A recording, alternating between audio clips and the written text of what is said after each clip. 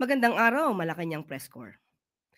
Ipinakaloob ni Pangulong Ferdinand R. Marcos Jr. ngayong araw ang mahigit 3 million pesos loan packages sa siyam na tourism-related micro, small, and medium-sized enterprises o MSMEs mula sa National Capital Region at Calabarzon sa ilalim ng Turismo Ascenso Loan Program.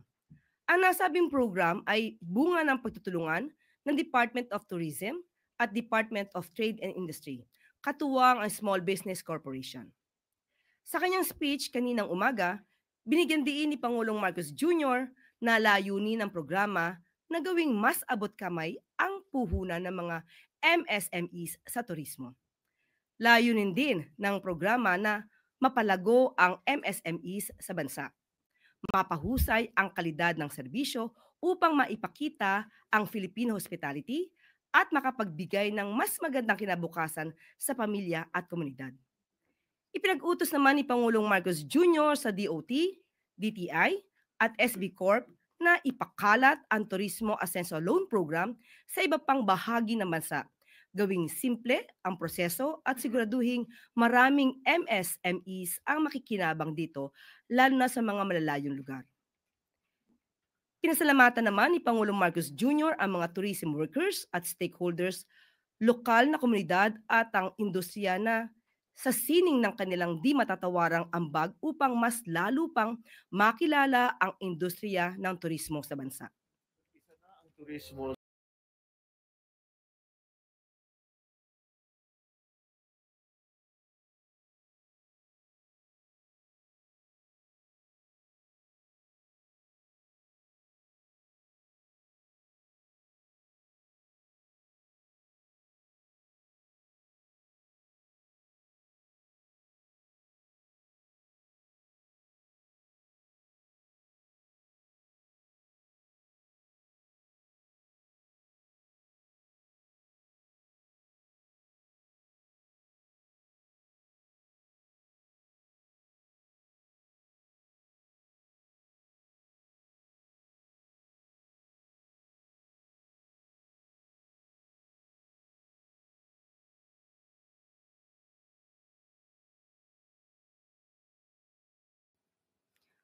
Formal nang nanumpa kaninang umaga sa Malacanang bilang bagong Secretary ng Department of Public Works and Highways o DPWH si dating Transportation Secretary Vince Dizon. Pinangunahan ni President Ferdinand R. Marcos Jr. ang oath-taking. Ayon kay Pangulong Marcos Jr., handa si Secretary Dizon na pangunahan ang DPWH at gawin ang mga bagay na dapat gawin sa departamento matapos ang kanyang very good job sa Department of Transportation. Itinalaga at nanumpa rin sa Pangulo si Undersecretary Giovanni Lopez bilang bagong Acting Secretary ng Department of Transportation. Simula na rin ngayong araw ang panunungkulan ni Secretary Dizon sa DPWH, ilang araw matapos na tanggapin ni Pangulong Marcos Jr. ang resignation ni dating DPWH Secretary Manny Bonoan. Paliwanag ng Pangulo, inako ni Secretary Bonoan ang pananagutan sa DPWH alinsunod sa Principle of Command Responsibility. Binigyan diin ni Secretary Bonoan na nangyari ang mga problema sa DPWH sa ilalim ng kanyang panunungkulan kaya minarapat niyang bumaba sa pwesto. Kaugnay nito, nagtalaga rin ang Pangulo ng isang independent commission na inatasang pangunahan ng investigasyon sa mga maanumalyang flood control projects sa bansa. Binigyan diin ni Pangulong Marcos Jr. ang importansya na ma-improve ang overall operations at management ng DPWH sa gitna ng mga maanumalyang flood control projects. Ipinag-utos din ni Pangulong Marcos Jr. kay Secretary Dizon na siguraduhin hindi na makakabalik ang mga ghost projects at paalalahanan ang mga opisyal at kawani ng ahensya na isabuhay ang katapatan, integridad at pagiging bukas sa kanilang mga gawain at tungkulin. Because well, he seems he's done a very good job sa DOTR. I think he's already set the stage for all of the things that we need to do. So pwede na niyang iwanan and go to public work because he's also familiar with the workings of Department of Public Works. Ngayong araw ay makakasama natin si DPWH Secretary Vince Dizon upang bigyan tayo ng update sa ahensya. Good morning, Secretary Vince. Magandang umaga, Yusek Claire. Magandang umaga sa Malacanang Press Corps. Unang-una, bago ko tumanggap ng mga tanong, siguro importante lang balikan natin yung mga nangyari nitong mga nakaraang linggo. Matapos nung napaka-emotional na sona ng ating Pangulo, kung saan in-express niya ang kanyang hindi lang frustration, hindi lang disappointment, kundi galit dito sa na-discover niyang mga talagang napaka sasama at napaka substandard at minsan wala pang mga project ng DPWH, lalong-lalo na sa pagkontrol ng mga pagbaha. Alam nyo, nung ilang linggo, nakasama ko po si Pangulo sa Kalumpit, Bulacan. Pinuntahan ho namin ang dalawang barangay doon, yung Barangay Bulusan at Barangay Prances. Doon po, nakita mismo namin ng ating mahal na Pangulo yung substandard at incomplete na flood control projects. Kung maalala ninyo, meron pa doon sa Barangay Prances ata o sa Bulusan. Dinakma ni Pangulo yung konkreto at sa kamay lang niya, halos nadurog yung konkreto, no? Na pinakita niya. At talagang nakakagalit, no? Yung experience na yun. At nakita ko firsthand yung galit ng Pangulo dito sa mga ginawang mga proyektong to. Pero alam niyo po, higit pa dun sa galit niya sa mga nakita nating mga facility na substandard. Na klarong-klaro, wala nang kailangang investigasyon doon. Kitang-kita mo pa lang, sa mata pa lang. Maramdaman mo pa lang sa kamay mo na talagang substandard. More than that, I think ang pinaka ginaget ng Pangulo, nung kinausap po namin yung mga kababayan natin na nakatira sa Bulusan at sa Prances, sa Kalumpit, Bulacan. Alam nyo, yung mga tao po doon, ang sabi nila sa Pangulo, Sir, kayo pa lang ang kauna-unahang national government official na nagpunta dito sa amin. Pero ito pong pagbaha, araw-araw po ito sa amin. Hindi po ito pagtag-ulan lang. Ito po ay daily life na namin, siguro mahigit kalahati ng taon. Ganun ang buhay namin. Sabi ng mga tao sa amin po ni Pangulong Marcos nung nandun kami. At doon ko talaga halos hindi ko na humapinta yung mukha ng ating Pangulo dahil yung sakit ng loob niya nakita ko po at naramdaman ko nung nakausap niya yung mga kababayan natin doon. Alam niyo ho, yung mga water line doon, nakikita mo na eh. Minsan naabot ng 5 feet eh. No, yung water line, no? At nakikita mo na talagang doon na. Ibig sabihin, tataas baba na lang ang baha doon. Hindi question na may baha o wala. Ang question doon, gaano kataas ang baha. Kaya po nakakalungkot po talaga at nakakagalit itong mga nangyaring ito. Kaya nga po tingin ko,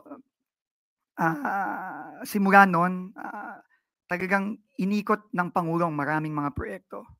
At yun, nakita po natin, no? After every inspection, the President got angrier and angrier. No, doon pong nasa Baguio siya, halimbawa, nung kasama po niya si Baguio Mayor Benji Magalong. Yung sinabi niya, ito, daang-daang milyon to. Pero wala to, tinapon lang sa ilog yung pondong ito. Kasi useless itong proyektong to, sabi ng ating Pangulo. Kaya po talaga, tingin ko, umabot na sa punto na talagang yung galit ng ating Pangulo, kailangan, ang sabi niya ay kailangan mag-translate na into concrete action. Kailangan itong galit, itong sakit na nararamdaman, hindi lamang ng ating Pangulo, kundi ng lahat ng mga kababayan natin. Dahil dito sa mga nangyari sa DPWH. At yung hirap na dinaranas ng mga kababayan natin, kailangan gawa na ng konkretong aksyon. So, nandito po ako ngayon para sabihin sa inyo kung ano ang mga direktiba ng ating Pangulo na akin pong i-execute immediately sa mga susunod na araw. Unang-una po, ang unang-una ko pong order na ilalabas ay ang pag-order ng courtesy resignations top to bottom, USEC, ASEC, Division Head, Regional Director hanggang District Engineer ng buong bansa. Yan po ang unang-unang order na gustong ipalabas ng ating Pangulo. Ito po ay simula ng sinabi nga ni Yusek Claire kanina na clean sweep, paglilinis. No? Yan po ang unang-unang direktiba ng ating Pangulo. Nag-usap po kami ng matagal kaninang umaga. Sabi niya, linisin ang DPWH. At ito po ang simula. Pagkatapos po nito, tayo magko-conduct ng napakamasusing review ng lahat ng mga personnel. Ako po'y naniniwala na maraming mabubuti at magagaling na kawani ang DPWH. Ang utos ng ating Pangulo, hanapin sila at sila ang ilagay sa mga sensitibo at importanteng posisyon. Hindi po magkakaroon ng ganitong klaseng mga proyekto kung walang kakuntsaba sa loob ng DPWH. Kapag ang isa pong project ay guni-guni, ika nga ng ating Pangulo, o ghost project, hindi po pwedeng walang tao sa DPWH na nag-sign off sa mga proyektong yan. Dahil po, lalo na yung isang proyekto, halimbawa, yung pinuntahan ng ating Pangulo sa Bulacan, yung non-existent project, pinakita pa po ng ating Pangulo yung mga resibo na ibinayad sa contractor. Paano po nabayaran ang isang proyekto na wala namang nagguni-guni lang, na wala naman talaga? Meron po sa DPWH na nagpabayad doon. Ang utos ng ating Pangulo, hanapin yung mga yun. At tanggalin sa pwesto at kasuhan. Yun po ang unang gagawin natin sa mga susunod na araw, susunod na linggo. Hindi po ito madali para sa isang tao tulad ko na matagal na nagtrabaho sa gobyerno. Pero kailangan po siyang gawin. Dahil nakita po ng ating Pangulo, nakita natin lahat ang mga nangyari dito sa ahensyang ito. So yun po ang unang-una. Ikalawa po, itong mga ghost project at substandard project, kinlear ko na rin po sa ating Pangulo na ang mga kontraktor nitong mga ghost project na ito, unang-una, mag-i-impose po ako ng lifetime blacklisting, ban, immediately. Kapag ang isang project ng isang kontraktor ay ghost o napatunayang substandard, wala na po itong proseso, wala nang investigasyon, automatic po blacklisted for life ang kontraktor na yan. At syempre, may kaakibat din pong kaso yan. At lahat po ng ating makukuha ay ipapasa natin sa independent commission na itatayo po ng ating Pangulo. Sila po ang mag-iimbestiga at magfa-file ng mga karampatang mga kaso laban sa mga kawani ng DPWH, sa mga kontraktor, at sa iba pang mga kasama dito sa mga project na talaga nga namang tinapon na lang sa ilog para po gamitin ko lang ang salita ng ating Pangulo. Alam niyo po, iginabas po ng ating Pangulo yung isumbong sa Pangulo website. At sa loob lamang po ng ilang linggo, libo-libo na po ang nagsumbong sa ating Pangulo. At hindi po natin pwedeng talikuran itong mga sumbong na ito. Kaya kailangan po, isa-isahin po yan, i-check, i-verify. Kapag po yan ay ghost, automatic po yan. Kung ang mga proseso po ngayon sa DPWH hindi nag-aalaw para sa automatic at meron pang mga proseso kahit ghost na yung proyekto, babaguhin po natin ang mga prosesong yan. Hindi na po natin kailangan mag-imbestiga kung ang project ghost. Si Attorney Claire po ay tumatango dahil abogada po siya. Hindi na po kailangan yun. Kita mo na ghost Mag-iimbestiga pa ba tayo? Finally po,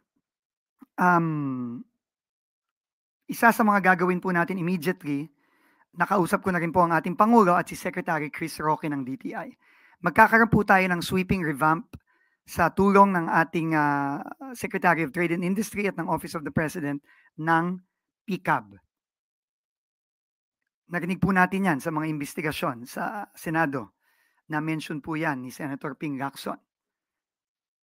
Kasama din po yan dito sa napakalaking web ng kadahilanan dito sa mga napakasamang mga proyekto na ginamit ang pondo ng bayan at dahilan kung bakit hirap na hirap po ang ating mga kababayan, hindi lamang sa Bulacan, hindi lamang sa Metro Manila, kundi all over the country.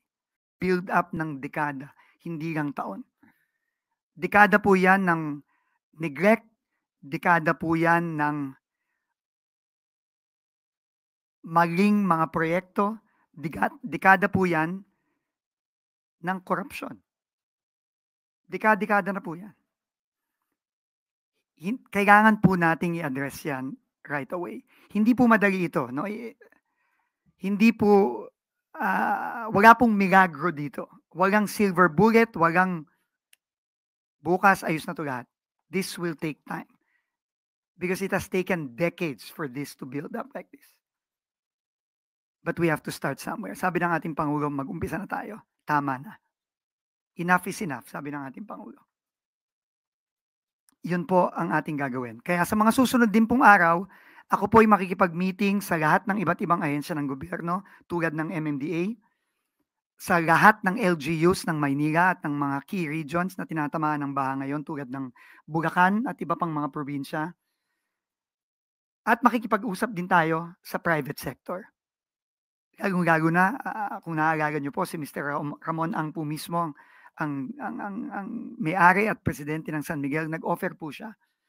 Kailangan po nating humingi ng tulong sa pribadong sektor. Hindi to massive effort po ito.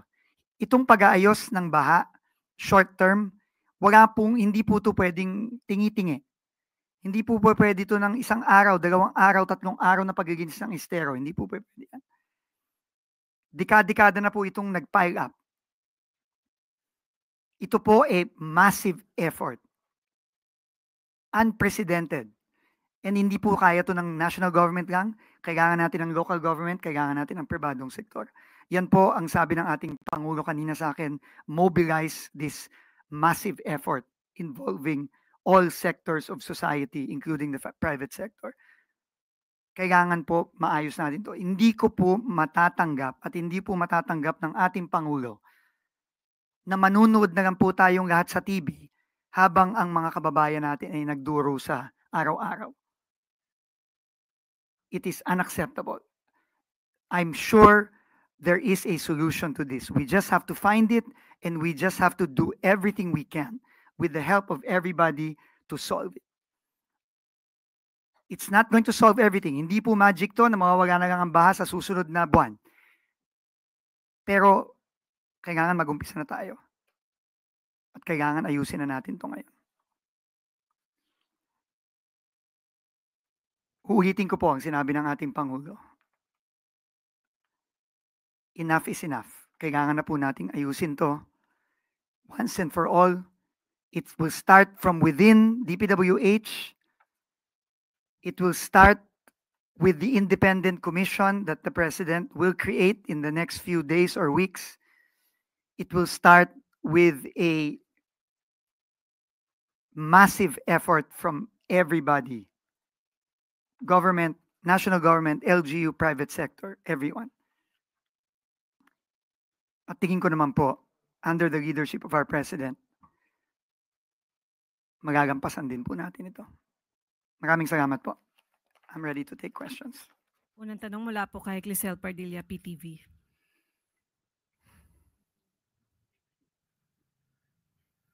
Good morning, Secretary, and again, congratulations po. Nabanggit nyo kanina, lilinisin ang Hindi ko alam ahensya. bakit kayo nagko-congratulate sa akin. Sige po. At Thank you po. mag-courtesy Joke lang, joke. Opo. At mag-courtesy resignation, are you not worried po na baka konti na lang yung matira sa mga kawani Hindi ng naman. Hindi DPWH? naman. Napakaraming kawani ng DPWH. Ito lang talagang critical critical positions na wala tayong choice. Wala tayong choice. At syempre, courtesy resignation naman yan. So, ibig sabihin, habang hindi tinatanggap ang kanilang resignation, tuloy-tuloy ang kanilang trabaho. Hindi naman sila pwedeng abandona ng kanilang trabaho. Pwede pa silang makasuhan ng abandonment of duties yon. Courtesy resignation ito. Pero kailangan talaga clean slate tayo. Yun ang sabi ng Pangulo. At hindi pwedeng top lang, hindi pwedeng bottom lang, top to bottom. So, siguro abangan na lang natin sa mga susunod na araw, susunod na linggo, dahan-dahan nating i-fill up itong mga posisyon na ito ng mga tao na tingin natin kasama ng Pangulo sa paglilinis nitong ahensyang ito.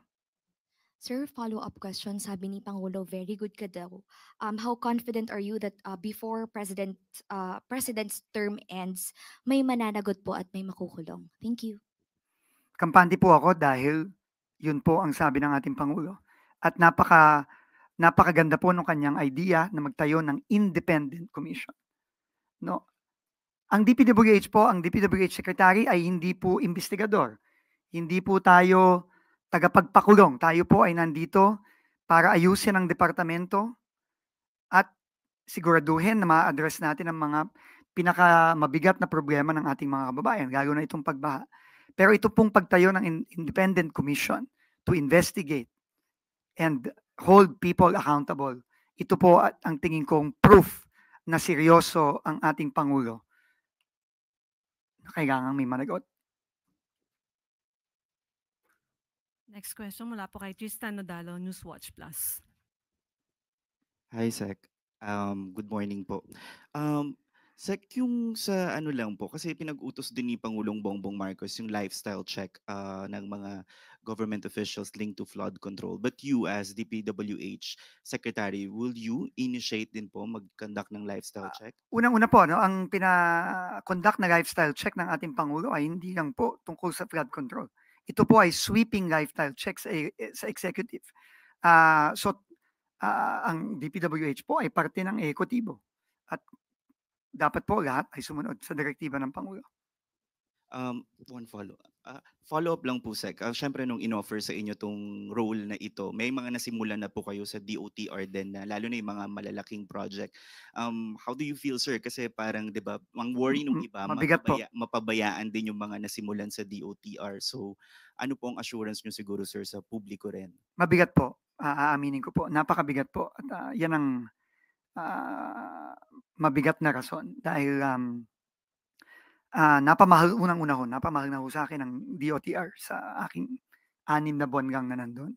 Napapahal siya sa akin dahil nakita ko po yung potensyal ng isang departamento na talagang gumawa ng maganda para sa mga kababayan natin. At doon ko po nakita na napakadaming mga magagaling at honest na kawani ng DOTR. Alam naman po natin na madami din pong problema ang DOTR at dekada na rin po ang problema dyan. Pero doon ko po nakita, no, na talagang dahil sa direktiba at will ng ating Pangulo, nakikita po natin dahan-dahan naayos po. Kahit na yung mga maliliit na bagay, kahit paano po naayos. Kaya mabigat po. Pero nagpapasalamat po tayo sa ating Pangulo dahil nagtiwala po siya kay Senior Undersecretary Giovanni Lopez para po masigurado yung continuity. No, in fact, nung nag-usap po kaming tatlo kanina, yun po ang kabigin-biginan ng ating Pangulo kay Acting Secretary Lopez na kailangan ituloy at pabilisin palalo ang mga nasimulan. So, ano po, ay malungkot po ako at mabigat sa kalooban ko. Pero, kampante po ako dahil po nandyan po si Acting Secretary Giovanni Lopez at nandyan din po wala pong magbabago sa mga kawani ng DOTR Ang mga USEX po, ang mga ASEX, nandyan po. Dahil po, ang dami po talagang kailangan gawin. At madami pa ang kailangan tapusin at kailangan ayusin. Sunod na tanong mula kay Sam Medinilla, Business Mirror.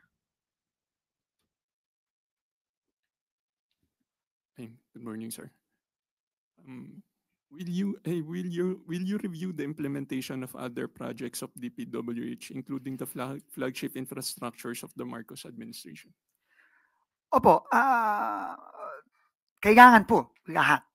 Pero kailangan po tayo mag-prioritize. No? At ang priority natin ngayon is kailangan po nating reviewin itong mga proyekto na nasa staring us in the face. Ika nga. And talagang is causing so much pain sa ating mga kababayan. Araw-araw. Every time po umuulan, hindi lang natin alam. Pero grabe po ang hirap ng mga kababayan natin. You can just imagine yung buhay ng mga taga-Bulusan, taga-Prances, dyan sa Bulacan. You can just imagine yung mga commuter natin na wala nang mapuntahan eh.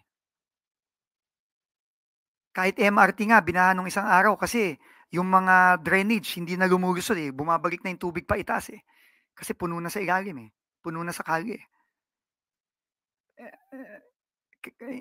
Hindi tayo pwedeng manood na lang dito. Hindi pwede. Yun po ang sabi ng Pangulo sa akin kanina. Second question po, sir. Can former DPWH Secretary Manny Bonoan still face investigation if he will be implicated in the alleged anomalous flood control projects even after his resignation? The Independent Commission will investigate everybody. So that is the order of the President. No? I mean, ano po ito? The people deserve accountability.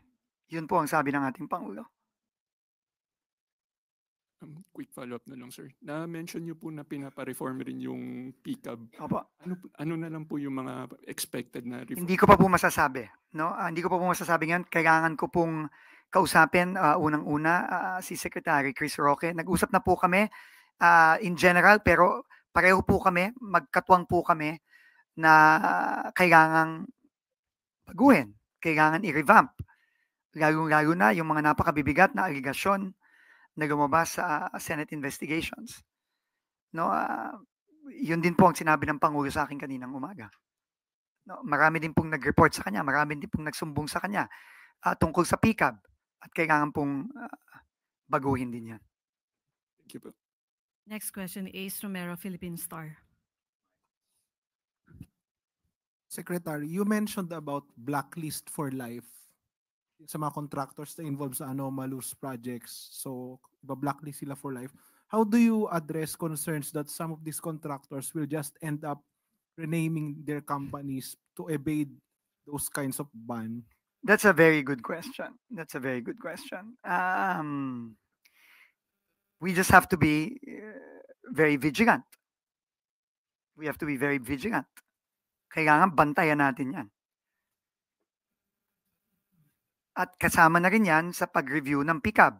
Kasi po ang PCAB ang nag-certify, ang nag-accredit, ang nagsasabi ito AA, AAA, A, quadruple A. Pero nakita naman natin, may isang contractor, quadruple A, pero 250,000 lang ang paid up capital. Parang medyo imposible naman po ata yun. So kailangan to lahat ayusin. Lahat to kailangan baguhin. So we have to be vigilant and we have to ensure that we are able to place long-term structural safety nets para hindi na pwedeng gawin to ulit.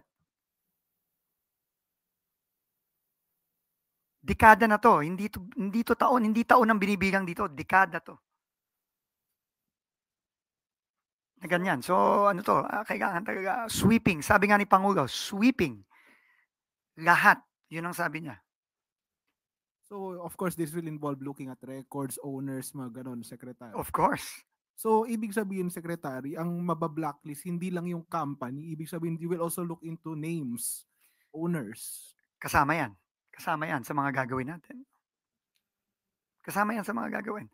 At again, ang independent commission ay napaka-importante kasi siya ang magiging in charge to hold people to account. Ang DPWH po ay magko-cooperate sa independent commission. Pero ang independent commission po ang talagang mag-iimbestiga at pag may ebidensya, magfa-file ng mga karampatang kaso laban sa mga kumpanya, individual na kailangang panagutin. Salamat. Sunod na tanong mula kay Alvin Baltasar, Radyo Pilipinas. Secretary, good morning po and good luck po doon sa... Mas maganda yun. Thank you. Salamat po. Secretary, ano po ang plano natin doon sa mga substandard na nadiskubre and madidiskubre pang mga proyekto? Hindi po siguro natin maiwasan na ayusin. Siyempre po. Magre-request po ba tayo ng additional allocation tungkol dito? Hindi ko pa po alam, no? In fact, wala pa akong alam sa budget ng DPWH kung ano ang pwedeng gawin at hindi pwedeng gawin. Pero kailangan ayusin ang mga substandard at nasirang mga proyekto. Secretary, isa pang tanong. Gaano po kalaki ang problema ng DPWH as far as public trust is concerned? Napakalaki. At paano natin ibabalik yung tiwala ng publiko? Dahan-dahan. Dahan-dahan. Hindi mabilis ito. Hindi ito matatapos ng ilang buwan, ilang taon, dekada to. Dekada itong dinatnan natin dito. So, slowly, pero mababa talaga. I mean, do you blame people? Can we blame people? We cannot. But we have to just start somewhere. And it starts with accountability. It starts with cleansing the organization within. That will be my top priority. Cleansing within. And then start fixing what is broken. Ang problema kasi natin, yung pwede na, yun ang problema eh. Yun ang problema eh. Gagawa ka ng flood control, pwede na yan, Dapat 10 inches, 12 inches, or 8 inches yung kapal. Pwede na yung 4. Tapos, kung pwede na yung 4, later on, pwede na yung 3 inches. After nun, pwede na yung 2. Yun ang problema. Or, pwedeng wala na lang. Ganun na kalala eh. Umabot na sa ganun eh. Hindi na pwede yung pwede na ngayon. Natawa ko, yung daughter ko, pinakita sa akin yung sa TikTok, yung flood control in Japan, flood control in Singapore, flood control in Europe, ganun, Germany, ganun. Tapos flood control in the Philippines. Tapos pinakita kotse. I mean, that is the manifestation of the distrust. And can you blame people for that? You cannot. So, matagal na proseso to. Pero dahan-dahan po, dahan-dahan.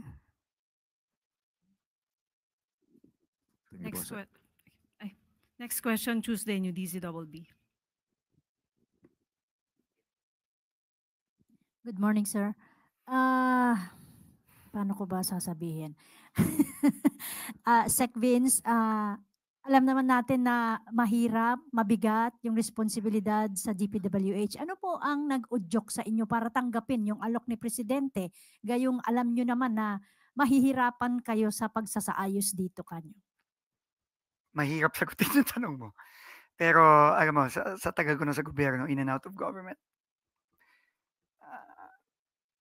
if the President calls you, you have to answer the call. Kasi para sa bansa to eh. If the President calls you to serve, you serve. Yun na lang siguro ang masasabi ko. Binibigyan nyo ba yung sarili nyo ng panahon o gaano katagal na at least may maipakita kayo kay Presidente na accomplishment in the following months or bago matapos ang taon kaya na mayroon ka nang maipakita sa presidente? Pipigitin po natin. Pero very clear po yung marching orders ng presidente. Very clear yung mga kailangan nating gawin. And kailangan lang natin gawin yung trabaho natin. Ganun nga kasimple. Kailangan natin gawin yung trabaho natin. So it's not about accomplishments. It's about just getting the job done. And the president has given his marching orders, and we will do everything we can to get the job done. May mga, last question, sir. May mga suggest Sec Vince, na isama nyo sa first order of business daw ninyo yung perpetual disqualification ng lisensya ng mga contractor. Will that be possible? Yun po ang gagawin natin. Yun po ang gagawin natin. Pwede din po yun. Apart from yung blacklisting, pati yung lisensya, pwede din po yun. Yun po ay kailangan po talaga natin maripaso at marevamp itong PICAB. Kasi yan po ang body na gumagawa niyang lahat. No? So, sa mga susunod na araw po, makikipag-usap po tayo kay Secretary Chris Roque. Pareho po kami ng natanggap na order galing sa ating Pangulo.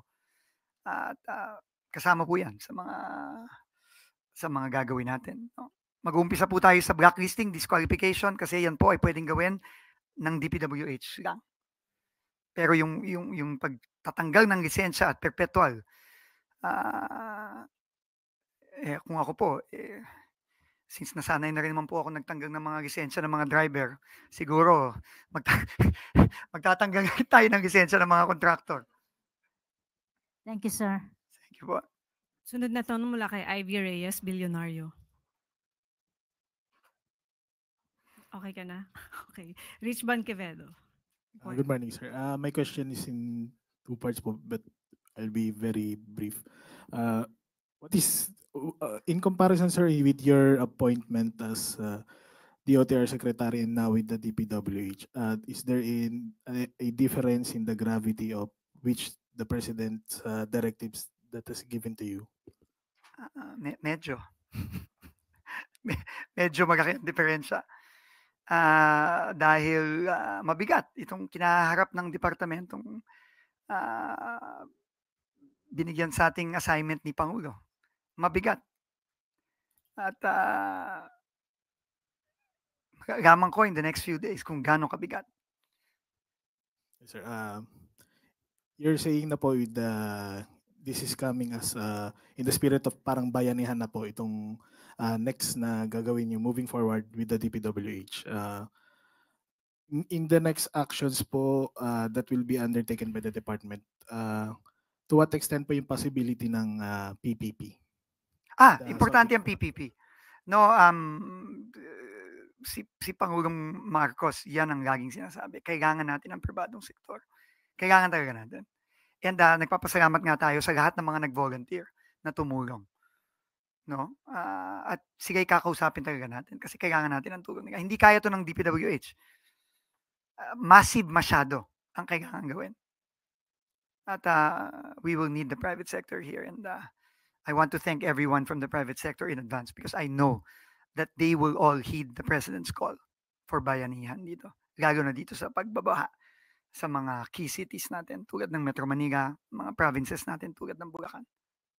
Question na lang, sir. Do you have a schedule na po ba in terms of meeting with this yung mga nagpe-presenta na po? Or Wala pa po. Siguro sa mga susunod na araw. Ano po yan? Top sa ating agenda yan. No?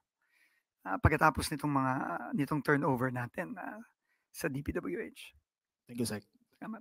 Sunod na tanong mula kay Raquel Bayan, Radyo Pilipinas. Sir, balikan ko lang po yung courtesy resignation. Paano po, sir, kung yung mga talagang sangkot po sa anomaly, kabilang doon sila sa mga... Tanggal sila? Apo, yes, sir. And paano po yung assurance natin sa public na mahabol pa rin natin sila? Tanggal sila. At kung may kung may ebidensya, I'm sure ang independent commission will do its job. Do you have a time frame in mind, sir, kung kung kailan po natin balak kumpletuhin itong pagpapalit ng mga officials sa DPWH para lang po ma-ensure yung continuity ng DPWH operation? Pipigitin natin within 30 days, maximum 60 days. Thank you, sir. Last two questions mula kay Maricel Halili. Hi, Sec. Magandang tanghali po. Sec, you mentioned about lifetime blacklisting. Meron na po ba tayong pwedeng masampulan or inaay na pwedeng masampulan as early as now, considering na nakita niyo po what happened in Bulacan, then there's Cannon Road, tsaka yung iba pang mga areas? Yun po ang plano natin. No, yun po ang plano natin. Kagaya nga ng sinabi ko kanina, kung ghost project yan, hindi ka na kailangan mag-imbestiga, hindi na kailangan mag-convene ng komite, hindi ka na kailangan mag ano, no? Use clear, ang tawag doon? Prima facie evidence ba ang tawag doon? Sa mga susunod na araw, gagawin po natin. So safe to say, sir, nakasama na yung mga contractor nitong Bulacan at saka dun sa Cannon Road sa kasama sa mga mabablacklist? Opo. Okay. Sir, last na lang. Former Secretary Bonoan admitted na hindi niya agad nalaman yung nangyayari doon sa DPWH. How can we prevent this? Kasi parang may nabanggit na mga threshold per level na hindi umaabot sa kanya kapag ka mga maliliit lamang na project. Pag-aaralan po natin. Pero in the next few days po, meron po akong dalawang magapit ako na kukonsultahin. Si former DPWH Secretary Ping De Jesus at si former DPWH Secretary Babe Singson. At pati na rin si former DPWH Secretary Mark Villar. Sila pong tatlo ay kakausapin ko sa mga susunod na araw at hihingi po ako ng guidance kasi aaminin ko po, medyo bulag po ako dito. No? Hindi ko po alam ang sistema ng organisasyon sa DPWH, hindi ko po alam yung mga threshold na sinasabi ninyo. Aagamin ko po ito pero kailangan ko po ng advice sa mga nanggaling na po dyan. No? At yung tatlong po yun na kakilala ko po personally ay hihingihan ko po talaga ng tulong at advice at ng guidance. Salamat, Sec. Sunod po kay Ivan Mayrina, GMA7. Secretary, as by your own admission, as someone who has been in government for several years through different administrations, you cannot speak of a sweeping cleanup without also talking about the possible involvement of legislators in all of this. Sa pag-uusap po ninyo ng Pangulo, meron ba siyang instruction sa inyo how the DPWH under your leadership should now be dealing with legislators? Lalo na po sa usapin ngayon ng budget. Alam niyo po, simple naman po very clear ang sinabi ng ating Pangulo nung SONA. Kung ang budget ay hindi naaakma sa mga tamang programa ng gobyerno, ito po ay ibabalik niya. Kahit na mag-reenact pa ng budget for 2026. Hindi po siya pipirma ng budget na hindi naaayon sa tamang mga programa ng gobyerno. So, yun po ang instruction niya sa lahat ng kawani ng kabinete. Kasama na rin po ako doon. Doon po sa pagpapanagot sa mga flood control projects na ito na anomalya, may specific instructions po ba ang Pangulo na, for example, meron ho tayo mga congressman na kung hindi man sila ang mismong contractor ay konektado sa mga contractor. Ang sabi po ng Pangulo, DPWH needs to fully cooperate with the Independent Commission. Yun po ang gagawin natin. Yun po ang gagawin natin dito. Wala po tayong itatago, lahat po ay ipapasa natin sa Independent Commission. Finally, ito hong ginagawang cleanup ng DPWH, where will this put the legacy projects of the administration? Alam niyo po, yung mga flagship projects po na na-mention na rin kanina, ito po ay mga foreign assisted projects. No? Ito ay marami sa kanila, no? Ay pondo na either ipinautang o binigay sa atin ng mga partner international agencies natin at ng mga partner countries natin. At ito po ay kailangan mapabilis. At sisiguraduhin po natin na hindi mangyayari yung mga nangyari dito sa mga locally funded projects ng DPWH sa ating mga legacy foreign assisted projects. Yan po, alam niyo naman, ako po yung dating naging advisor for flagship projects. Kaya yung mga project po na yan ay sagrado. Sagrado po yan. At sisiguraduhin po natin ayon na rin sa utos ng Pangulo na we will keep it that way. Thank you. Mula kay Evelyn Quiroz, Filipino Mirror. Good morning, Secretary. Tatanong ko lang po sa Independent Commission, how soon po mabubuo ito? Magkano po yung budget na ilalaan?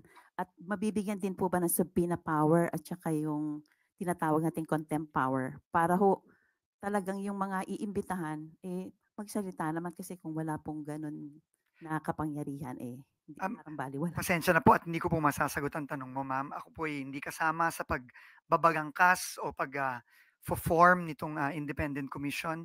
Ako po ay sinabihan ng ating Pangulo at inanunsyo na rin ng ating Palace spokesperson na ito ay bubuuin. Pero wala po akong ibang detalye dyan. Pasensya na po. Thank you po. Si Claire?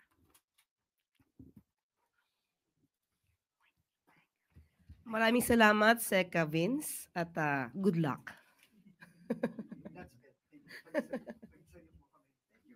you so much, everyone. Thank you. I'll come back soon. So mukhang okay na po ba tayo? O meron pa po kayong katanungan sa akin? Mukhang wala. Ann Soberano, Bomorado. Yusek, reaction lang po ng Malacanang kasi recently may mga ibinunyag ang ilang mga congressman regarding po sa 2026 National Expenditure Program.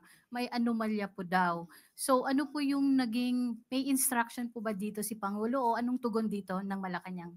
Unang-una, wag muna po tayo maging judgmental agad, di ba? Dahil kailangan po nila muna makipag-cooperate, makipag-coordinate sa DPWH at kung ano man yung ahensya na sinasabi nilang nagawa na yung proyekto pero nandun pa rin po yung budget. So halimbawa na lamang po, i-example po natin ang Marikina River. Kung may proyekto po dyan, dapat eksakto po yung coordinates kung ano talaga yung lokasyon dahil baka sa haba niyan, ibang parte ay tapos na, pero yung ibang coordinates naman o ibang lokasyon ay hindi pa. So mas maganda po makipag-coordinate at makipag-cooperate muna sa DPWH para malaman din po natin kung kanilang sinasabi na proyekto ay talaga natapos na. At kung talaga man po natapos na at ito ay isiningit sa 2026 budget, hindi po ito papayagan ng Pangulo. Nadinig po natin, galit na po ang Pangulo. At ayaw po niya na may isinisingit pa sa budget dahil ang budget nito ay para sa taong bayan at para sa proyekto para sa bayan. Ma'am, isa na lang po. Hindi po pa ma'am i-consider din ng Pangulo na sisilipin din ang Department of Budget and Management na siyang gumawa po ng National Expenditure Program? Opo, nakausap po natin ang DBM at sinabi po nila yan po ay ibinibigay sa kanila lamang na proyekto at may mga pagkakataon po na kapag binigay po niyan at naaral at nakikita po nila na tama naman po. Pero kung may papakita sila mga ebidensya po talaga na ito ay naisingit lamang upang gamitin pang sariling interes, kailangan mapanagot kung sino man ang naglagay nito at yan po ay hindi papayagan ng Pangulo. Salamat ma'am. Thank you. Sunod po, Tristan Nadala, Newswatch Plus. Hi, Yusek. Doon lang po sa Independent Commission, how powerful is the Independent Commission and hindi po ba mag-overlap din sa, let's say, sa Ombudsman kung magsagawa din po siya ng probe sa flood control? So, paano po yung magiging distinction of this probe? Ito pong gagawing Independent Commission ay under po sa Ehecutibo, sa Executive Department. At sila po mismo ang mag-iimbestiga, lahat ng mga documents, lahat ng mga complaint ay sila ang mag-aaral at sila po ang magre-rekomenda kung dapat sampahan ng kaso. So kung may kasama po na taga-gobyerno, definitely po papasok po ang kaso sa Ombudsman. At mahigpit po ang magiging screening sa mga magiging parte ng Independent Commission na ito because yun nga, kailangan walang bahid ng corruption din yung magiging part. Opo, at ang mga miyembro po dapat dito ay talagang independent at hindi pamumulitika ang gagawin. Alvin Baltasar, Radyo Pilipinas. Yusek, good afternoon. Yusek, may proposal si Senator Panfilo Lacson na baka pwede isama doon sa isumbong sa Pangulo, hindi lang yung mga flood control projects, kundi yung iba pang kine-question na infrastructure projects. Siguro, Yusek, kasama rito yung mga mga maayos na kalsada, pero binubungkal na. Mhm. Comment po ng Palas. Yes, of course. As of now, meron po naman po tayong 8888 na pwedeng i-complain ito dahil sa ngayon po, yung sumbong sa Pangulo ay concentrated po sa mga maanumalyang flood control projects. Pero kung kinakailangan po talaga ng improvement, maaari naman po itong mas maging malawak po para matugunan din yung iba mga complaints tungkol sa mga katulad ng sinasabi niyo pong sitwasyon na buo pa ang kalsada, binubungkal na para pagkakitaan. Sunod po kay Ace Romero, Philippine Star. Yusek, the President mentioned this morning na meron parang maraming mga siningit pa dun sa 2026 budget. Can you elaborate on these insertions? Most probably ang sinasabi ng Pangulo dito ay yung nadinig na nga po patungkol na sa sinasabi na ni Representative Marcy at Representative Puno. Kung ito po ay talagang nasabing na isingit at hindi ito papayagan ng Pangulo. Kaya aaralin po at mas maganda po yung mga nagrereklamo at nakaalam ay i-coordinate po talaga sa DPWH, lalo-lalo pa sa pangunguna at pamumuno ni Secretary Vince Dizon. Pero since the NEP has been completed already and has Mhm. been transmitted to Congress, ibig sabihin na yung mga singit na yon nakalusot sa level na executive. So will the executive branch or the Malacanang will ask lawmakers to look into these insertions since lumipas to sa process ng Malacanang, nakalusot doon at nasa Congress na. Yes, kaya nga po maganda po na nagtutulong-tulong talaga sa pag-aaral ng ganito. Total nandiyan ng Kongreso, inaalam at kaya nagkakaroon ng budget hearing para din malaman natin at ipaalam sa ekotibo na ito ay hindi dapat isama or dapat isama. Is it clear? Okay. I see. Ivy. Yusek, can we have the palace to comment on Mr. Curly Discaya's statement yesterday? He said the reason why they're accused of having ghost projects is because of wrong information or locators uploaded by DPWH on the Sumbong website po. Mas maganda po mapatunayan po nila yan. Kasi kung may records po sila ng hindi maganda, sila na po ang dapat magpatunay na maganda ang kanilang trabaho. At para dumami pa ang makikinabang sa mura at dekalidad na bigas, ayon sa utos ni Pangulong Ferdinand R. Marcos Jr., pinalawak ng Department of Agriculture ang sakop ng benting bigas meron na para isama ang registered fisher folk sa mga benepisyaryo nito. Maaari nang bumili ng murang bigas ang mga mangisda at fishery sector workers na nakaregister sa registry system for basic sectors of agriculture ng Department of Agriculture. Inilunsad ang benting bigas meron para sa mga mangisda program sa Navotas Fish Complex sa Metro Manila, sa Suwal Fish Port sa Pangasinan at sa Lucena Fish Port Complex sa Quezon para mailapit sa ating mga kababayan ang mura at dekalidad na bigas.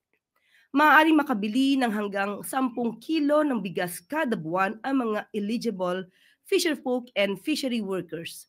Ipakita lamang po ninyo ang inyong RSBSA o Fisher IDs o ang valid QR code mula sa online registration system.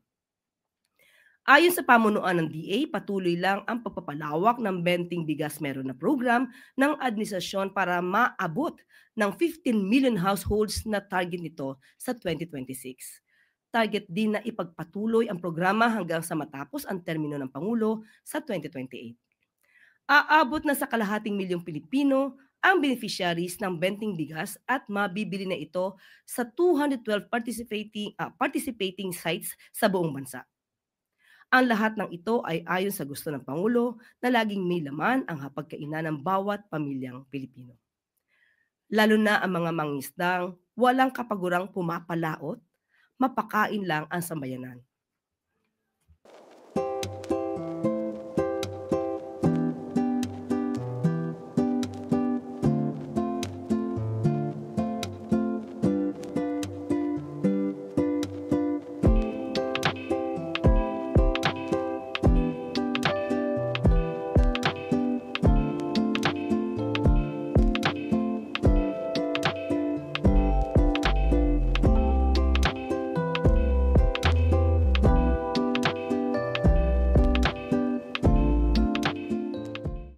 Bago tayo magtapos, bilang pagtulong sa mga tourism frontline workers na apektado ng mga kalamidad.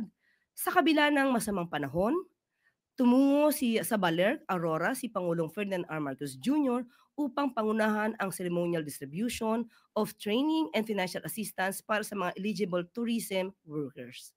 Sa ilalim ng bayanihan sa bukas na may pag-asa sa turismo o BBMT program, makakatanggap ng livelihood training at financial assistance ang mga tourism workers na nasalanta ng kalamidad bilang pag-alalay sa kanilang kabuhayan. Sa pamumuno ng Department of Tourism, maaaring mag-avail ng training sa beads and artwork, bakery and pastry, fun farm tour product, development tourist reception seminar, at iba pang livelihood opportunities ang mga affected tourism workers. Mamamahagi rin ang Department of Social Welfare and Development ng Emergency Cash Transfer o ECT na nagkakahalaga ng 11,250 pesos sa mga nasalantang tourism workers. Aabot sa halos 1,200 workers sa tourism sector ng Aurora ang matutulungan sa ilalim ng financial assistance at livelihood training ng BBMT program. Naipatupad na ang nasabing programa noong 2024 sa Davao Region at Agusan del Sur kung saan may nakabuang 1,500 beneficiaries at sa Oriental Mindoro naman noong 2023 kung saan may 1,348 beneficiaries. Sa kasalukuyan ay aabot na sa 2,848 beneficiaries na ang napagbigyan ng training at financial aid sa ilalim ng BBMT program. Layunin ng programa na patatagin ang suporta sa lokal na ekonomiya, ipakita ang yaman ng ating kultura at paramihin pa ang oportunidad sa pag-unlad ng lahat ng sektor. Nagbigay naman ng utos si Pangulong Marcos Jr. sa DOT at DSWD na ipagpatuloy at palawigan pa ang programa sa mga rehiyong nasalanta ng bagyo ngayong taon.